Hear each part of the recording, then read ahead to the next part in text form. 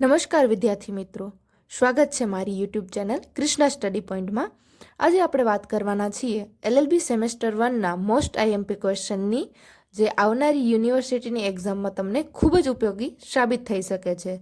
તો મિત્રો, વિડીયોને એન્ડ સુધી જોજો અને જો તમને ઉપયોગી લાગે તો તમારા ફ્રેન્ડ્સ ગ્રુપમાં જરૂરથી શેર કરજો અને ચેનલમાં નવા હોવ તો મારી ચેનલને જરૂરથી સબસ્ક્રાઈબ કરજો, જેથી તમને મારા અવનવા વિડીયોઝની અપડેટ મળતી રહે.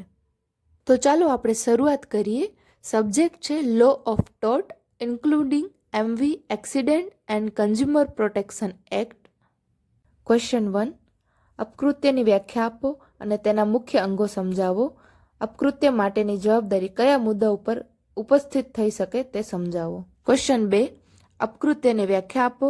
અપકૃત્ય અને કરારભંગ તથા અપકૃત્ય અને ગુના વચ્ચેનો તફાવત સમજાવો. ક્વેશ્ચન 3.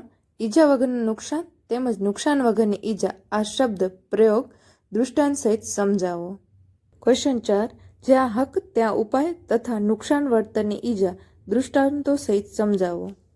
ક્વેશ્ચન 5. અપકૃત્ય માટે બધી વ્યક્તિઓ દાવો કરવા હકદાર છે. આ નિયમ અપવાદ સહિત સમજાવો. ક્વેશ્ચન 6. પ્રતિનિધિક જવાબદારીનો સિદ્ધાંત સમજાવી નોકરના અપકૃત્ય માટે માલિક કયા સંજોગોમાં જવાબદાર થાય છે તે દૃષ્ટાંત સહિત સમજાવો. ક્વેશ્ચન 7. અપકૃત્યની જવાબદારીમાંથી કયા સંજોગોમાં મુક્તિ મળે છે તે દૃષ્ટાંત સહિત સમજાવો. ક્વેશ્ચન 8. નિરપેક્ષ જવાબદારીના અપકૃત્યોની ચર્ચા કરો.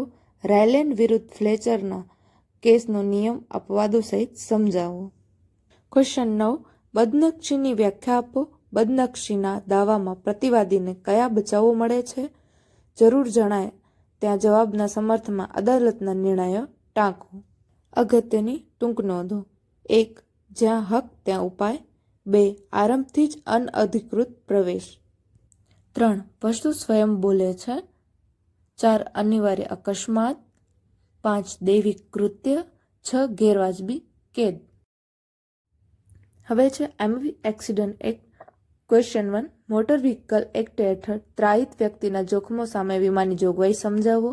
ક્વેશ્ચન 2. મોટર વીમાના જોખમની શરૂઆત અને મુદ્દત.